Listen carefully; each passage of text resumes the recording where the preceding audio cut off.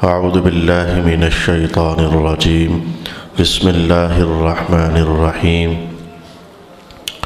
فاعلم أنه لا إله إلا الله واستغفر لذنبك وللمؤمنين والمؤمنات والله يعلم متقلبكم ومثواكم صدق الله مولانا العظيم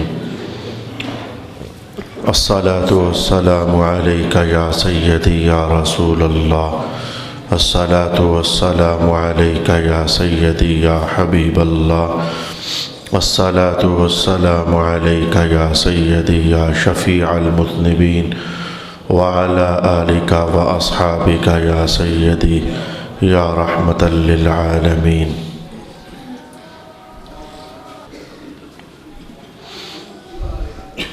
تو آپ جان لیجئے کہ اللہ کے سوا کوئی عبادت کے لائق نہیں ہے، اور مغفرت طلب کیجئے جو آپ کے ساتھ لگ گیا، اور عام ایمان والے مردوں کے لیے اور عام ایمان والی عورتوں کے لیے۔ اور اللہ تعالیٰ جانتا ہے تمہارے چلنے اور پھرنے کی جگہ کو، ومثواکم، اور تمہارے ٹھکانے کو۔ صدق اللہ مولانا العظیم۔ اللہ رب العالمین کے پاک کلام کی ایک آیت شریفہ آج سورہ محمد سے تلاوت کرنے کی سعادت پائی ہے۔ بنیادی طور پر اس آیت شریفہ کے اندر دو تین بڑے بڑے مضامین بیان کیے گئے ہیں۔ ایک مضمون تو ایسا ہے کہ اگر اس کی طرف توجہ نہ لگائی جائے تو ہمارا بہت سارا سفر بنتا ہی نہیں ہے، لیکن اگر توجہ لگا لی جائے تو قرآن حکیم کی آیات بینات کے حوالے سے ایک لمبا اور بابرکت سفر طے کرنا نصیب ہو سکتا ہے، اور وہ یہ ہے کہ فَاعْلَمْ أَنَّهُ لَا إِلَٰهَ إِلَّا اللَّهُ۔ علم رکھو اور علم حاصل کرو اس بات کا کہ اللہ کے سوا کوئی معبود نہیں ہے۔ اس پر آج میں تھوڑی دیر کے لیے رکنا چاہوں گا، لیکن اس کے بعد دوسرا بڑا عنوان قرآن حکیم نے یہ کہا ہے کہ مغفرت طلب کیجئے جو آپ کے ساتھ لگ گیا، اور ایمان والے مردوں اور ایمان والی عورتوں کے لیے۔ توفیق نصیب ہوئی تو اس عنوان کو اگلی نشست میں نبھانے کی کوشش کریں گے، اگرچہ آپ کے لیے درجے میں نیا نہیں ہوگا۔ گزشتہ کئی زمانوں میں مختلف اوقات میں کئی بار اس عنوان کو آپ کے لیے دہرایا جا چکا ہے، لیکن بعض عنوانات دہراتے ہی رہنا چاہیے۔ اس آیت کو انشاءاللہ العزیز اگلی نشست میں باقاعدہ عنوان بنا کر سیکھنے کا اہتمام ہوگا۔ اور تیسری بات رب کائنات نے ارشاد فرمائی ہے واللہ یعلم متقلبکم ومثواکم۔ یہ لفظ متقلبکم کے اندر ایک دستک کا احساس موجود ہے۔ تم سارا دن جہاں بھی آتے جاتے ہو، تمہارے چلنے پھرنے کی جگہوں کو اللہ خوب جاننے والا ہے۔ اس کے اندر خوف زدگی کا احساس بھی پایا جا سکتا ہے۔ تم کہاں گئے تھے، کیا کرنے گئے تھے، کیوں گئے تھے، اللہ کو یہ ساری خبر ہوتی ہے۔ بہت گہرا احساس دستک کا رب کائنات نے اس ایک لفظ کے اندر ارشاد فرمایا ہے۔ لیکن آج جب میں اس آیت شریفہ پر اللہ کی توفیق سے دو لفظ مطالعہ کرنے کے لیے بیٹھا تھا، تو میں پہلے ہی مفسر کو جب اٹھا کر پڑھا تو توجہ ایک بات پر رک گئی، اور رک کر کے تو پھر میں نے آج آیات اسی عنوان پر اکٹھی کر کے آپ کے سامنے لے آیا ہوں۔ ارشاد فرماتے ہیں کہ رب کائنات نے فرمایا کہ اللہ کے سوا کوئی معبود نہیں ہے، لیکن اس بات کا تمہیں علم ہونا چاہیے۔ تو اس پر جو جملہ پہلا لکھا گیا وہ یہ تھا کہ اللہ کے وجود کا علم ہونا چاہیے، اللہ کے سوا کوئی معبود نہیں ہے، علم ہونا چاہیے۔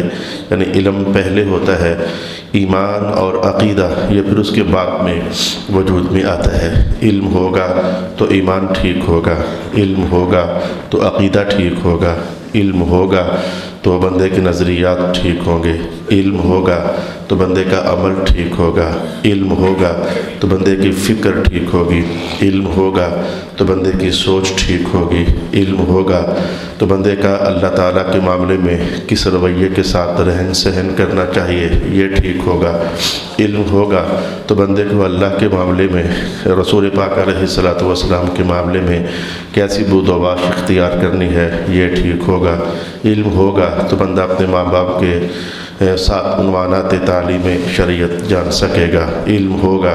الغرض میں اگر ایک ایک جملہ بولتا چلا جاؤں تو آپ سمجھ گئے ہیں کہ علم کے ساتھ ہی ایمان کی بہاریں ہیں، علم کے ساتھ ہی عقیدے کی بہاریں ہیں، علم کے ساتھ ہی عمل کی درستگی ہے، علم کے ساتھ تقوی کا بڑا گہرا تعلق ہے۔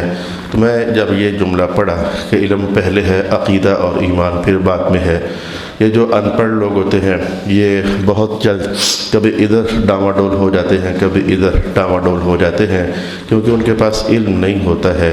وہ جس کو جیسا کہتا سن لیتے ہیں، سمجھتے ہیں کہ دین یہی ہے، حتیٰ کہ میں نے ان پڑھ لوگوں کے ہاں یہ چیز بھی پائی ہے۔ ایک بات کا سرے سے قرآن حکیم میں دور دراز تک ذکر ہی نہیں ہے، لیکن سن سنا کر وہ یہ جملہ بھی بول دیتے ہیں۔ اللہ تعالیٰ نے قرآن حکیم میں ارشاد فرمایا، حالانکہ وہ بات قرآن حکیم میں ارشاد نہیں فرمائی گئی ہوتی، کبھی کسی بزرگ کا قول ہوتا ہے، لیکن علم نہ ہونے کی وجہ سے محض عقیدت مندی میں اسے اللہ کا قول قرار دے دیا۔ محض کبھی وہ کسی صحابی کا قول ہوتا ہے، کبھی سرکار دو عالم علیہ السلام کا مبارک فرمان ہوتا ہے، لیکن علم نہ ہونے کی وجہ سے پھر ہم اس سے ہمارے لوگ اسے کچھ کا کچھ بنا دیتے ہیں۔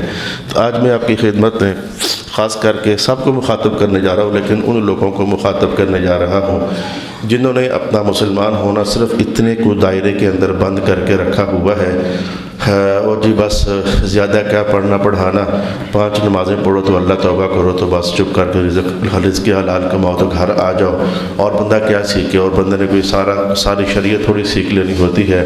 بس ان کے ہاں علم شریعت میں اتنا ہی ہوتا ہے کہ ناظرہ پڑھ لیا، 6 کلمے یاد کر لیے، اور ہاں آیت الکرسی یاد کر لی، دعائے قنوت یاد کر لی، اور پھر چند ایک وضو کے نماز کے مسائل یاد کر لیے، اور بس اس کے آگے وہ بڑھنا نہیں چاہتے ہیں۔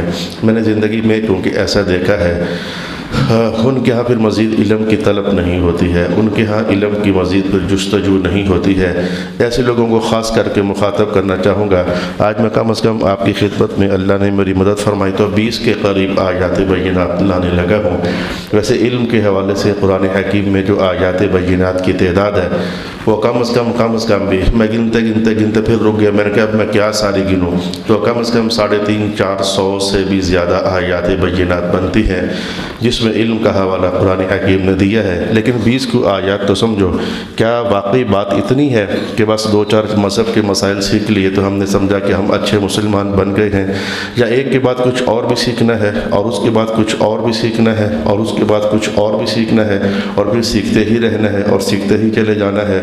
ایک حدیث کے الفاظ اچانک ذہن میں اللہ کریم نے ڈالے ہیں کہ سرکار دو عالم علیہ السلام نے تو علم سیکھنے کا دائرہ کار ماں کی جھولی سے لے کر قبر کی دیواروں تک ارشاد فرما دیا تھا۔ آپ نے فرما دیا تھا کہ علم سیکھو ماں کی گود سے لے کر قبر تک۔ تو یہ تو حضور پاک علیہ السلام نے تو علم مزید آگے اور پھر مزید آگے اور پھر مزید آگے اور پھر مزید آگے سیکھتے رہنے کی تلقینات ارشاد فرمائی ہوئی تھی۔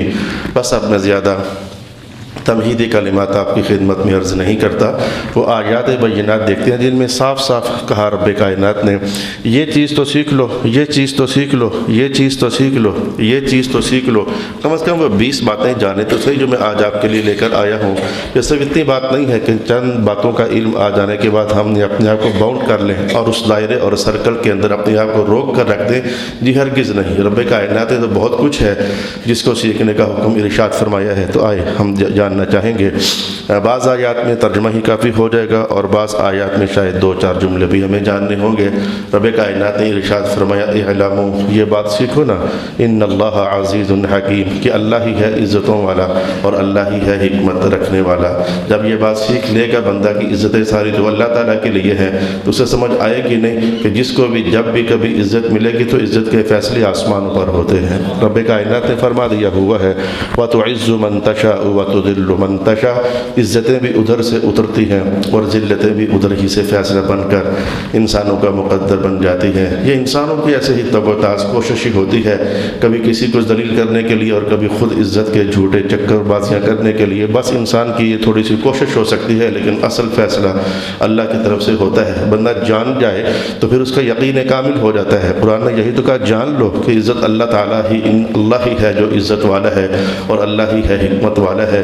پھر اس کے لیے یقین رکھنا دیکھنا آسان ہو جاتا ہے کہ نہ جتنی عزت کا فیصلہ رب کائنات نے میرے لیے کر دیا ہے اس عزت میں سے کوئی کک برابر بھی کم نہیں کر سکتا ہے، اور جو ذلت میرا مقدر بنا دی گئی ہے اس کا فضل ہو جائے تو شاید میں اس سے بچ جاؤں، وگرنہ مجھے ذلت کے ان مراحل زندگی سے بھی سفر طے کرتے ہوئے آگے بڑھ جانا ہے۔ پھر مولا کائنات نے کہا اس بات کو بھی جان لو، اس بات کو بھی جان لو، اعلموا، اس بات کو بھی جان لو، انما یرید اللہ ان یصیبہم ببعض ذنوبہم وان کثیرا من الناس لفاسقون۔ اس بات کو بھی جان لو، ایک تو یہ کہ اکثر بندے نافرمان ہی ہوتے ہیں، اکثر لوگ فاسق ہی ہوتے ہیں۔ اگر میں ان ہر آیت پر رک کر کے زیادہ تبصرے اور ماحول کی باتیں آپ کے سامنے لانا چاہوں گا تو پھر کہیں ایسا نہ ہو کہ 20 آیات بینات میں عرض نہ کر سکوں، لیکن اس سے جو پہلی بات ہے وہ یہ کہ اللہ تعالیٰ چاہتا ہے کہ بعض لوگوں کو ان کے بعض گناہوں کی سزا دے دے۔ یہ میں نے آپ کو ایک دن مسلسل اس حوالے سے پوری نشست آپ کی خدمت بیان کی تھی کہ اللہ تعالیٰ نے اس امت کے ساتھ کرم کر رکھا ہے کہ ان کے بعض گناہوں کی سزا اللہ تعالیٰ اس امت کو ادھر ہی دے کر کے تو فارغ کر دیتا ہے۔ اصل میں اس کے پیچھے آخرت کا حساب ان کے لیے آسان کرنا مقصود ہوتا ہے، اور یہ اللہ رب العالمین کی رحمت ہوتی ہے ایسے بندوں کے ساتھ جن کو اللہ تعالیٰ ادھر ہی۔ لیکن ہمیں جو کہا کہ جانو نا اس بات کو سیکھو، جب کوئی مصیبت پریشانی آتی ہے تو کوئی نہ کوئی گناہ تھا، تمہیں توبہ کی طرف راغب ہونا چاہیے، تمہاری کوئی نہ کوئی غلطی تھی، تمہیں اللہ تعالیٰ سے معافی مانگنی چاہیے۔ اب یہ علم سیکھنا، اب یہ باتیں تو ان 2 4 5 باتوں سے بالکل الگ ہیں جن پر ہمارے اکثر مسلمان رکے ہوئے ہیں کہ بس یہ 2 4 نمازیں پڑھ لی، صبح اٹھو اللہ توبہ کرو، تلاوت کرو، شام کو گھر آ جاؤ۔ یہ ان 2 4 5 باتوں سے بہت ماورا درجے کی باتیں ہیں جن میں رب کائنات نے ایک یہ بات ارشاد فرما دی، فَإِن لَّمْ يَسْتَجِيبُوا لَكَ يَسْتَجِيبُوا لَكَ فَاعْلَمْ أَنَّمَا يَتَّبِعُونَ أَهْوَاءَهُمْ۔ اگر یہ جاننا چاہو کہ کون بندہ ہے خواہش پرست، یہ شہوت پرست اور خواہش پرست لوگوں کی مذمت کی گئی ہے قرآن حکیم میں، ان کو عزت کے کلمات اور عزت کے القاب کے ساتھ قرآن یاد نہیں کرتا ہے۔ تو مولا کائنات نے کہا کہ کون لوگ ہوتے ہیں، اس بات کو سیکھو نا، جانو نا، اعلموا، اس بات کو سیکھو کہ کون لوگ ہوتے ہیں، کن کے بارے میں قرآن کہتا ہے یہ خواہش پرست ہیں۔ تو اب ہم جب سیکھنے جائیں گے تو الفاظ یہ ہیں، لم یستجیبوا لک، جو بھی رسول پاک علیہ السلام کی بات نہیں مانتا وہ خواہش پرستی ہی تو کر رہا ہے، اور وہ کیا کر رہا ہے؟ جھوٹا بندہ سمجھ جائے گا کہ میں خواہش پرست ہوں، بے نماز سمجھ جائے گا میں خواہش پرست ہوں، نافرمان سمجھ جائے گا میں خواہش پرست ہوں۔ اس بات کو جانو گے، سمجھو گے تو ہی پھر اپنا اہتمام کر سکو گے کہ کہاں کون سا عنوان ایسا ہے کہ جو خواہش پرستی میں آتا ہے، تو ہمیں پھر اپنے آپ کو اس سے بچا کے رکھنا ہوتا ہے اور اپنے آپ کو اس سے روک کر رکھنا ہوتا ہے۔ میں بس بہت ہی کم الفاظ میں اگلی آیت کی طرف بڑھ جانے لگا ہوں۔ رب کائنات نے ارشاد فرمایا وَاعْلَمُوا، اس بات کو بھی جان لو، سیکھو اس بات کو۔ میں نے کہا تھا کیا کہا تھا کہ صرف ایک آدمی، کتنی باتیں ہیں جن کے بارے میں قرآن پاک صاف صاف کہتا ہے یہ بھی سیکھو، یہ بھی سیکھو، یہ بھی سیکھو، یہ بھی سیکھو، تمہارے لیے ہے۔ اچھا جی، اب میں آیت نمبر 4 کون سی پڑھ رہا ہوں؟ اعلموا ان اللہ مع المتقین۔ اس زندگی میں یہ نظارہ تو آپ نے کئی بار دیکھ لیا ہوا ہے، میں نے بھی کئی بار دیکھ لیا ہوا ہے، انسانی زندگی میں کلیشز آتے رہتے ہیں، انسان آپس میں بھیڑتے رہتے ہیں، لڑائی کرتے رہتے ہیں۔ پھر لڑائی کرنے والے ایک طرف کے طبقے کو دیکھو تو ہر انسان دیکھنے والا محسوس کر رہا ہوتا ہے یہ ظلم اور زیادتی سے کام لے رہا ہے، دوسرے طبقے کو دیکھو وہ محسوس ہوتا ہے صاحب یہ شریف آدمی ہے یار، یہ خواہ اس پر ظلم کر رہا ہے، زیادتی کر رہا ہے۔ یہ انسانی زندگی کے جھگڑے اور انسانی زندگی کے رولے رپے، ان پر رب کائنات نے کہا اس بات کو جانو گے تو تمہارا اندر کا انسان تمہیں سمجھائے گا، جانو اس بات کو۔ یہ مولا جی کیا بات جانی ہے؟ کہ ان اللہ مع المتقین، اللہ کی مدد ہمیشہ تقوی داروں ہی کے ساتھ ہوتی ہے، ظالموں کے ساتھ اللہ کی مدد نہیں ہوتی ہے، ظالموں کے ساتھ اللہ تعالیٰ کی نصرت نہیں ہوتی ہے، وہ اللہ کی حمایت کبھی بھی حاصل نہیں کر سکتے۔ مظلوم کمزور بھی ہو اللہ مدد اسی کی کرے گا، ہو تقوی دار، ہو متقی، اللہ نے مدد کا وعدہ اسی کے ساتھ رکھا ہوا ہے۔ ہر مظلوم کے لیے، ہر کمزور آدمی کے لیے جو تقوی کی راہیں چلنے والا ہوتا ہے، کتنی بشارت ہے اس آیت کے اندر۔ رب کائنات نے کہا ٹھیک ہے تم پر ظلم ہو رہا ہے، پریشانی تمہیں سامنا کرنا پڑ رہا ہے، کوئی تمہارے ساتھ زیادتی اور ظلم کر رہا ہے، تم یہ بات جانو نا کہ آج نہیں تو کل نہیں تو پرسوں۔ یہ وہ الفاظ ہیں جو حضور احمد علیہ السلام ارشاد فرماتے تھے کہ اللہ نے مظلوم کی مدد کرنے کا وعدہ کر لیا ہے، بھلے کچھ زمانوں کے بعد، لیکن مولا کائنات کا دیا ہوا کلام وعدہ تو ہے وَاعْلَمُوا أَنَّ اللَّهَ مَعَ الْمُتَّقِينَ۔ اس بات کو تمہیں سیکھ لینا چاہیے کہ اللہ تعالی ہمیشہ متقی لوگوں کے ساتھ ہوتا ہے۔ یہی تو وجہ ہے، چھوٹی مثالوں سے لے کر بڑی مثالوں تک ساری ہماری آنکھوں کے سامنے ہے لیکن دیکھ لو تقوی کی مسند پر بیٹھنے والے امام علی پاک، امام حسین پاک، اور مقابلے میں یزید تھا۔ بظاہر تو ایک بار جو ہنگامہ ہونا تھا ہو گیا ہے، لیکن اللہ کی مدد امام علی پاک کے ساتھ تھی۔ آج یزید لعنت کا اور نفرتوں کا استعارہ بن کر رہ گیا، اور خون محمد خوشبو بن کر آج بھی محراب اور منبر کے اندر اپنی عطر بیزیاں کر رہا ہے، اور لوگوں کے ایمان کے مشام ہستی کو معطر کر رہا ہے۔ تقوی والوں کے ساتھ اللہ کی مدد ہمیشہ ہوتی ہے۔ اس کو الفاظ بدل کر بھی ہم سیکھ سکتے ہیں۔ اگر چاہیں کہ اللہ ہماری مدد عطا فرمائے تو اللہ سے مدد لینے کا راستہ ایک ہی ہے، تقوی، یعنی حضور کی اداؤں کو اپنی زندگی میں اتارو، آسمان والا خدا تمہاری مدد کرنے لگ جائے گا۔ اگلی آیت کی طرف آپ کو لے کر جانے لگا ہوں۔ اس بات کو بھی سیکھو اس بات کو، اعلموا، سیکھو اس بات کو، ان اللہ شدید العقاب، اللہ ڈھیل دیتا ہے، پھر دیتا ہے اور پھر دیتا ہے، لیکن ڈھیل کا بھی اس کا ایک نظم و ضبط ہے، ایک دائرہ کار ہے، اس نے ایک لمیٹیشن رکھی ہوئی ہے، کتنی بار اس بندے کو میں نے چھوٹ دینی ہے۔ بندوں کو نہیں معلوم ہوتا کتنی بار میری غلط کاری پر اللہ تعالیٰ میرے ساتھ نرمی کا سلوک کرے گا، لیکن جب پھر اللہ تعالیٰ پھر وہ پکڑ آ جاتی ہے تو رب کائنات لفظ یہ بولا شدید العقاب، پھر جب اللہ پکڑتا ہے تو پھر اللہ کی پکڑ سے بچنا تمہارے لیے مشکل ہو جاتا ہے۔ دنیا کے اندر میں کہتا ہوں کہ آسمان کو چھونے والے انسانوں پر بھی جب اللہ رب العالمین کی پکڑ آئی ہے تو زمین پر ان کا پھر نام اور نشان باقی نہیں رہا ہے۔ البتہ کچھ لوگ تھے بعض جن کو اللہ نے عبرت کا نشان بنانے کے لیے قیامت کی صبح تک فرعون کی شکل میں اس کی لاش کو محفوظ کر دیا، ورنہ تو آج ان کے نام و نشان بھی نہیں ملتے ہیں جو ظلم اور ستم کرنے والے ہیں۔ پھر رب کائنات نے کہا اس بات کو سیکھو، اس بات کو سیکھو، اعلموا، سیکھو اس بات کو، انکم الیہ تحشرون، تم جدھر بھی ہو تمہیں جانا تو اللہ ہی کی طرف ہے۔ تم دنیا کے جس راستے پر بھی سفر طے کر رہے ہو تمہیں جانا چاہیے کہ تمہارا حشر اللہ تعالیٰ کے ہاں ہو جانا ہے۔ بعض لوگ کہا جاتا ہے کہ ان کی باتیں بڑے اقوال زرعی ہوتے ہیں، لیکن میں کہتا ہوں قول زرعی جس کو بھی دیکھو کہیں نہ کہیں اس کا لنک پیچھے یا قرآن سے ہوتا ہے، یا اس کا لنک پیچھے کہیں نہ کہیں سنت نبوی سے ہوتا ہے۔ یہ کہنا کہ جدھر بھی ہو تمہیں اللہ ہی کی طرف چلے جانا ہے، ہم میں سے ہر انسان زندگی کا ہر دن، ہر گھنٹہ اور ہر پل اپنا سفر جاری رکھے ہوئے ہے۔ سوچ میں بھلے ہم بازار جا رہے ہیں، لیکن خفیہ نہاں خانہ دل میں ہماری زندگی کا سفر آہستہ آہستہ قبر کی طرف جا رہا ہے، اور قبرستان سے ہوتے ہوئے پھر ہم اللہ تعالیٰ کی طرف بڑھتے چلے جا رہے ہیں۔ محلات میں بیٹھنے والوں کا سفر بھی قبر ہی کی طرف جا رہا ہے، خوشیاں منانے والوں کا سفر بھی قبر ہی کی طرف جا رہا ہے، غم آلود روز و شب گزارنے والوں کا سفر بھی قبر ہی کی طرف جا رہا ہے۔ جب بندہ اس بات کا علم پا لے تو اس پر تو افسردگی طاری ہو جاتی ہے، اور اس پر تو غم طاری ہو جاتا ہے کہ میں ایسے ہی چند روزہ خوشیوں کے پیچھے لپک رہا ہوں، حالانکہ میں تو تیزی کے ساتھ قبر کی طرف اور اپنے اللہ کی طرف بڑھتا چلا جا رہا ہوں۔ یہ جو کلام ہے میں نے کہا کہ میں زیادہ تفسیر نہیں کرتا، یہ رسول پاک صلی اللہ علیہ وآلہ وسلم کا کلام مبارک ہے۔ حضور فرمایا کرتے تھے کہ اگر تم کہیں قبرستانوں میں آنے جانے لگ جاؤ اور موت تمہیں یاد رہا کرے کہ ہم نے ادھر چلے جانا ہے، کہیں تمہیں یاد رہا کرے، تمہاری لذتیں دم توڑ کر رہ جائیں گی، تمہیں مزے ہی نہیں آئیں گے، تمہاری خوشیاں وہ غموں کے اندر تبدیل ہو جائیں گی۔ یہ پیچھے ایک حدیث کے الفاظ تھے جو میں نے آپ کی خدمت میں عرض کیا ہے۔ آج اصل میں میری گفتگو کا عنوان میں درمیان میں آ کر ایک بار پھر یاد کرانے جا رہا ہوں کہ کسی بھی کام کو کرنے سے پہلے میں کہتا ہوں کہ رب کائنات نے یہ بات ارشاد فرمائی ہے کہ تمہیں یہ چند باتیں ہی سیکھنے کا حکم نہیں ہے دین مبین کے اندر، تم نے یہ بھی سیکھنا ہے، تمہیں یہ بھی سیکھنا ہے، تمہیں یہ بھی سیکھنا ہے، تمہیں یہ بھی سیکھنا ہے، اور تمہیں یہ بھی سیکھنا ہے۔ 20 آیات بینات میں آپ کے سامنے آج گفتگو کا حصہ بنا کر لایا ہوا ہوں۔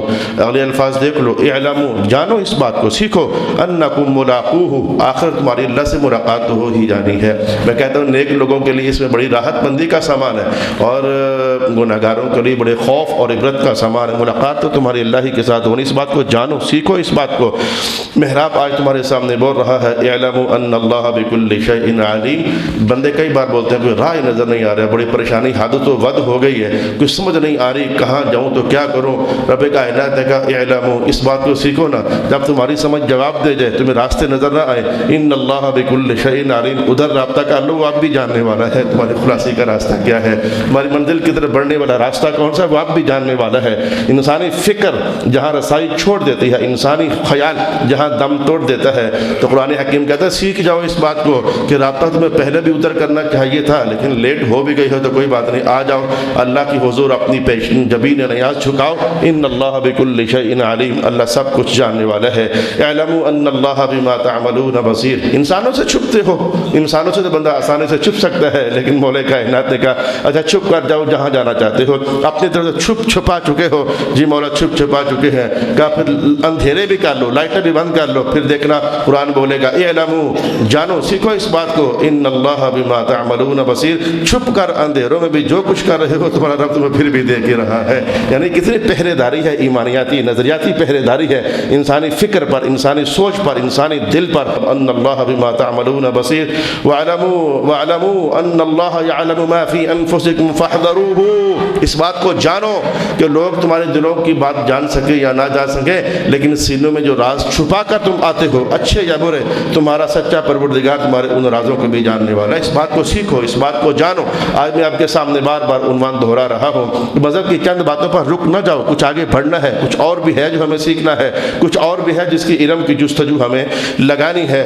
اس کے بعد مولا کائنات نے یہ بھی کہا جان لو, اس بات کو سیکھ لو, اللہ بڑا بخشنے والا ہے, اللہ حلم والا ہے, بردباریاں کرنے والا ہے, سمیع ہے, علیم ہے, اور اللہ غنی ہے, حمید ہے. میں نے کتنی آیات بینات سمیٹ دیں اس ایک ہی آیت کے ضمن میں.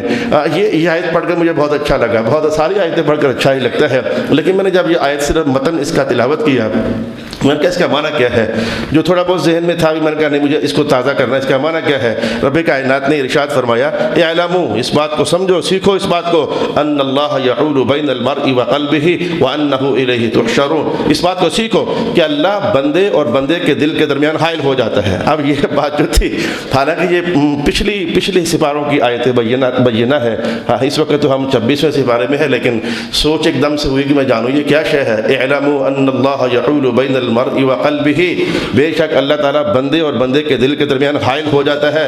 لا الہ الا اللہ محمد الرسول اللہ. میں جب اس آیت کی تفسیر پڑھ رہا تھا مجھے دو آیات بینات یاد آئیں.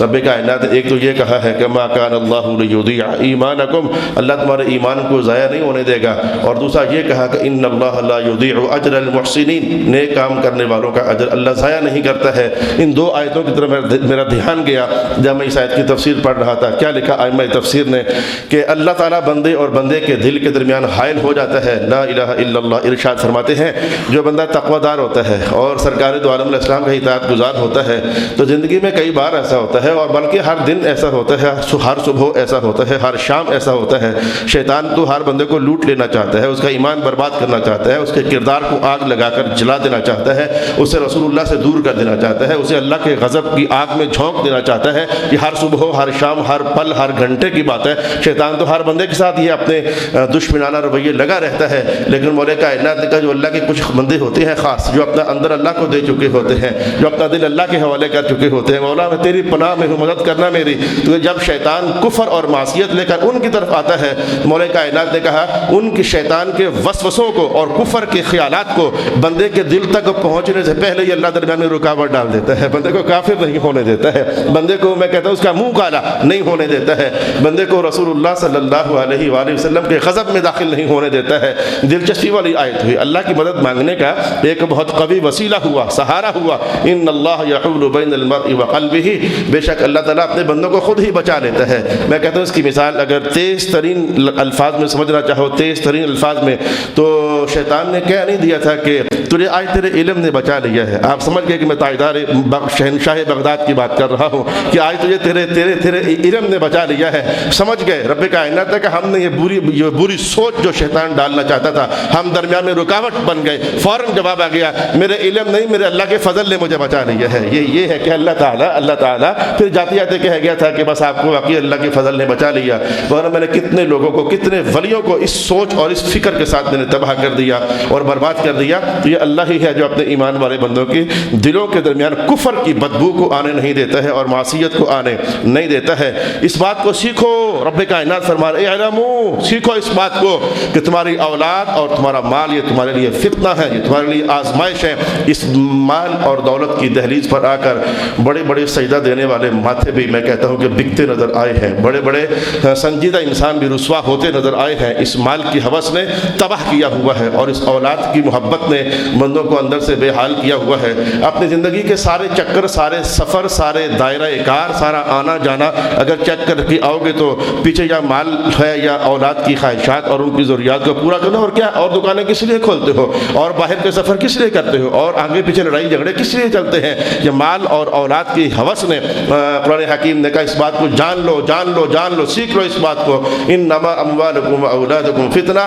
ہاں نیک دل بندے وہ ہوتے ہیں، ایمان والے بندے وہ ہوتے ہیں جن کا ایمان اندر سے یہ بولتا ہے کہ جس رب نے آج تک میری روٹی پانی کا بندوبست کر کے رکھا ہوا ہے، کوشش میں کروں گا، میں حرام میں ہاتھ نہیں ماروں گا، وہی اللہ میرے بچوں کے رزق و روزی کا بندوبست بھی کرنے والا ہے۔ اعلموا انما اموالکم واولادکم فتنہ وان اللہ عندہ اجر عظیم، اور پھر اس بات کو سیکھ لو کہ اللہ کے پاس اجر عظیم ہے۔ اللہ اکبر، اللہ اکبر، اللہ اکبر، اللہ اکبر۔ رب کائنات نے کہا اعلموا، جان لو اس بات کو، ان اللہ مولاکم، تمہارا مددگار صرف اللہ ہی ہے، اللہ کے سوا کوئی بندہ تمہاری مدد نہیں کر سکتا ہے۔ ہاں جن کو پھر اللہ اپنی مدد کا مظہر بنا دیتا ہے اور اپنی عطاؤں کا مظہر بنا دیتا ہے، وہ بھی قرآن حکیم کا عنوان ہی ہے، لیکن جب بھی مدد لینی ہے تو پھر اللہ سے تمہیں رجوع کرنا ہوگا۔ نعم المولا و نعم النصیر، اللہ تو بہت اچھا ولی ہے اور اللہ تو بہت اچھا مدد کرنے والا ہے، اس بات کو جانو۔ آپ بتاؤ جو جتنی آیات بینات ہوئیں تمہارے اس دائرے سے بہت الگ ہو کر نہیں ہوئی، جو تم نے اپنے آپ کو زندگی کے چھوٹے سے دائرے کے اندر بند رکھا ہوا ہے، بس دو چار باتیں سیکھ لی ہیں تو بس ٹھیک ہے جی اسلام یہی ہے تو دین یہی ہے۔ اسلام صرف اگر چند باتوں کا مجموعہ ہوتا تو پورا قرآن پھر اس میں کیا ہے، 10 لاکھ حدیثوں کے اندر پھر کیا ہے؟ شاید رب کائنات نے ارشاد فرما دیا کہ اللہ اکبر۔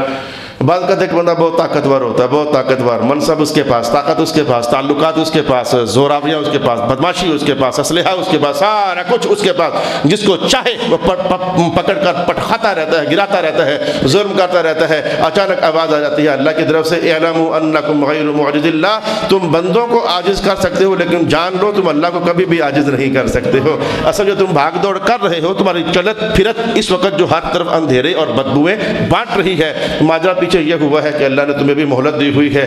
جس وقت پھر اللہ تعالیٰ نے مہلت کی رسی، ڈھیل کی رسی کھینچ دی، پھر تم اللہ سے بچ نہیں پاؤ گے، اللہ تعالیٰ کو تم عاجز نہیں کر سکتے ہو۔ اعلموا ان اللہ یحیی الارض بعد موتها، جان لو اس بات کو بھی کہ اللہ تعالیٰ زمین کو مارنے کے بعد زندہ کر دیتا ہے، جو اتنی بڑی زمین کو، اتنی بڑی کائنات کو مرجھا دینے کے بعد دوبارہ سے ہریالی عطا فرما دیتا ہے، تو 5-6 فٹ کے انسان کو مارنے کے بعد زندہ کرنا اس کے لیے کوئی مسئلے والی بات نہیں ہے اور کوئی مشکل اس کے لیے نہیں ہے۔ میں تھوڑا کوئی رفتار میں اس لیے آ گیا ہوں کہ آخری آیت میں نے سنا کر ہی جانی ہے، آخری آیت میں نے آپ کو سنا کر ہی جانی ہے، جس کے ایک ایک لفظ کے اندر ہمارے گھروں کی کہانی رب کائنات نے ارشاد فرمایا جانو یہ بات بھی تم، جان لو یہ بات بھی تم۔ تو میں کہتا ہوں کہ میں پہلے وہی کہہ دیتا ہوں، کہیں وقت میرا سمٹ نہ جائے، میں پہلے وہی آیت آپ کے سامنے بول دیتا ہوں۔ رب کائنات نے کہا اعلموا انما الحیات الدنیا لعب ولہو وزینۃ وتفاخر بینکم وتکاثر فی الاموال والاولاد۔ اللہ اکبر۔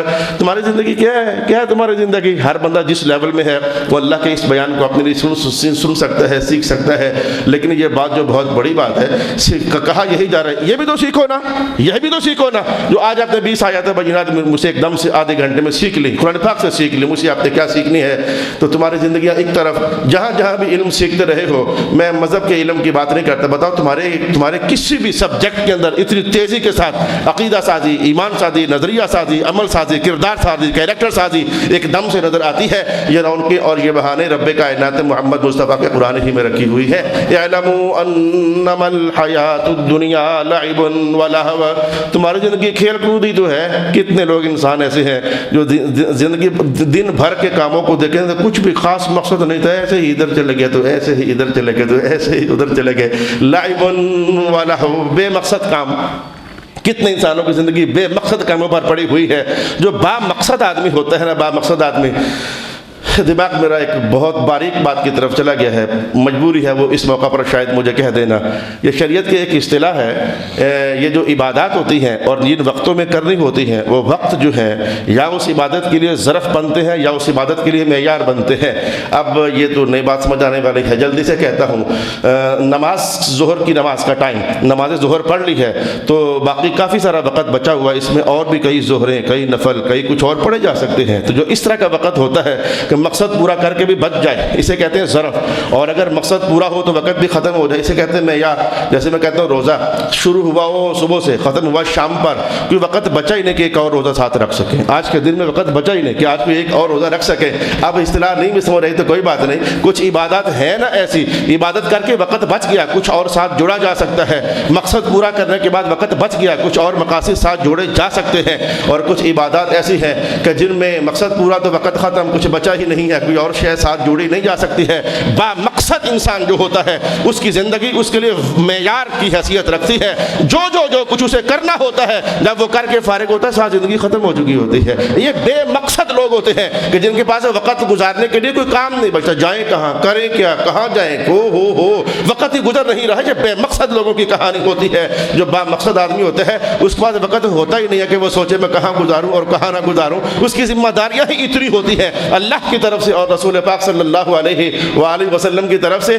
رب کائنات کا دیکھو نا کیا کر رہے ہو، با مقصد زندگی گزار رہے ہو یا کھیل کود ہی ہے، ایسے ہی دن کے کئی گھنٹے ضائع، دن کی کئی رات کے کئی گھنٹے ضائع، لعب و لہو و زینت، یہ بننا یہ صبرنا یہ پھبنا، اندر سے ککھ بے نور انسان ہوتا ہے، لیکن اس کا ظاہر دیکھو ٹیپ ٹاپ سے جیسے دنیا جہان کا حسن ادھر ہی امٹ آیا ہوا ہوتا ہے۔ کتنے ایسے لوگ آپ پاؤ گے، وزینت مصنوعی آرائش ہے، اور مصنوعی زیب و زینت میں آج کا انسان اترا اور اترتا ہی چلا گیا، اپنے آپ کو پھبایا تو پھباتا ہی چلا گیا، اپنے گھروں پر لاکھوں کروڑ لگاتا تو لگاتا ہی چلا گیا، اور مقصد بھی جو کچھ بھی نہیں ہوتا ہے۔ زینت مصنوعی آرائش ہے، اور کیا وتفاخر بینکم، اور آپس میں فخر و مباحات کرنا ہے۔ اب کیا کیا فخر کرتے ہو، ہر بندے کو اپنے زندگی کا عنوان پتہ ہے۔ میں ایک بار گجر خان جب نیا آیا تو لاہور پنڈی جاتے ہوئے مجھے دیکھا کہ ایک پجارو چھت پر کھڑی ہے۔ میں نے لوگوں سے کہا یار یہ گاڑی چھت پر کھڑی ہے، وہ کہنے لگے سر جی یہ مقابلہ بازی ہے۔ میں نے کہا کیا مقابلہ بازی ہے؟ اور جی مقابلہ بازی ہے کہ کبھی کسی سے انہوں نے گاڑی مانگی تھی، انہوں نے دی نہیں تھی، تو انہوں نے کہا اچھا اگر یہ بات ہے پھر دیکھو اور تم کیا سمجھتے ہو، ہمارے پاس گاڑیاں نہیں ہیں، ہماری گاڑیاں چھتوں پر کھڑی رہتی ہیں، پرواہ نہیں ہوتی ہے۔ وتفاخر بینکم وتفاخر بینکم، ایک سے آگے بڑھ جانا، دوسرا تیسرے سے آگے بڑھ جانا، تمہاری زندگی یہی کچھ تو رہ گیا ہے۔ اچھا جی پھر کہا وتکاثر فی الاموال، وتکاثر فی الاموال، مال زیادہ ہو جائے، جیسے تیسے مال زیادہ ہو جائے، کثرت زیادہ ہو جائے، دولت زیادہ ہو جائے، روپیہ زیادہ ہو جائے۔ انہوں نے نوے کے چکر کی کہانی اصل میں قرآن سے کہتا ہے وتکاثر فی الاموال، میرے سمیت ہر بندے کے لیے قرآن کا پیغام ہے۔ دیکھو تمہاری زندگی میں کیا ہے، کھیل کود ہے، مصنوعی آرائش ہے، تکاثر ہے، تفاخر ہے، یہ تو زندگی ہے، یہ تو لعب و لہو ہے۔ با مقصد زندگی یہ ہوتی ہے کہ بندہ کہیں بھی ہو اور زندگی کے کس بھی موڑ پر کھڑا ہو، اسے دیکھنا یہ ہوتا ہے کہ یہاں رکنے پر اللہ راضی ہو رہا ہے یا نہیں راضی ہو رہا ہے، اس سے ملنے پر خدا خوش ہو رہا ہے یا کہ نہیں ہو رہا ہے۔ مصطفیٰ کریم علیہ السلام کی رضامندی مجھے ان گلی محلوں میں ملتی نظر آ رہی ہے یا کہ نظر نہیں آ رہی ہے۔ پھر مولا کائنات کا یہ ایسے ہی ہے جیسے بارش برسے، ہریالیاں اگے، حسن و جمال بکھر جائے، تھوڑا سا وقت اور آگے چلا جائے تو یہی حسن و جمال پھر خشک ہونا شروع ہو جائے اور پھر یہ پیلا پڑ جائے اور پھر پیلا پڑ کر پاؤں کی رگڑ سے ٹوٹ پھوٹ کا شکار ہو جائے۔ بس تمہاری زندگی ایسے ہی ہے، تم سمجھتے ہو کہ ہمیشہ حالانکہ نہیں، یہ جیسے ایک خاص موسم کے اندر فصلیں پک کر ہری بھری بھی ہو جاتی ہیں، ہری ہو کر پھر خشک بھی ہو جاتی ہیں اور خشکی پر جا کر پھر وہ پاؤں کی دھول بھی بن جاتی ہے۔ انسانی زندگی ایسے ہی ہے، بچہ ہوتا ہے، جوان ہوتا ہے، نعمتوں میں نہیں ہوتا، پھر نعمتوں میں چلا جاتا ہے، پھر عروج دیکھتا ہے، پھر اس کے بعد زوال زوال زوال زوال۔ رسول پاک علیہ الصلوۃ والسلام نے فرمایا تھا جب عمر تمہاری 40 سال ہو جائے اب ڈرنا شروع کر دیا کرو، اس لیے کہ اب تم عروج کی طرف نہیں جا رہے ہو بلکہ زوال کی طرف تم نے جانا شروع کر دیا ہوا ہے۔ وفی الآخرہ، پھر آخر کار کیا ہوتا ہے؟ عذاب شدید ومغفرۃ من اللہ ورضوان۔ یہ بندہ آخر کار اس عروج و زوال کی کہانیاں طے کرتے کرتے جب آخرت میں پہنچا یا پھر عذاب شدید بچا ہوا ہوتا ہے یا اللہ کی طرف سے بخشش اور رضوان بچی ہوئی ہوتی ہے۔ وَمَا الْحَيَاةُ الدُّنْيَا إِلَّا مَتَاعُ الْغُرُورِ، یہ دھوکے کی دنیا ہے ساری، دھوکے کا سامان ہے سارا۔ یہ وہ باتیں تھیں جو رب کائنات کا یہ بھی جانو، یہ بھی سیکھو، یہ بھی حاصل کرو، یہ بھی پڑھو، یہ وہ بہت ساری آیات میں نے آج آپ کے سامنے لائی ہیں۔ صدق اللہ مولانا العظیم۔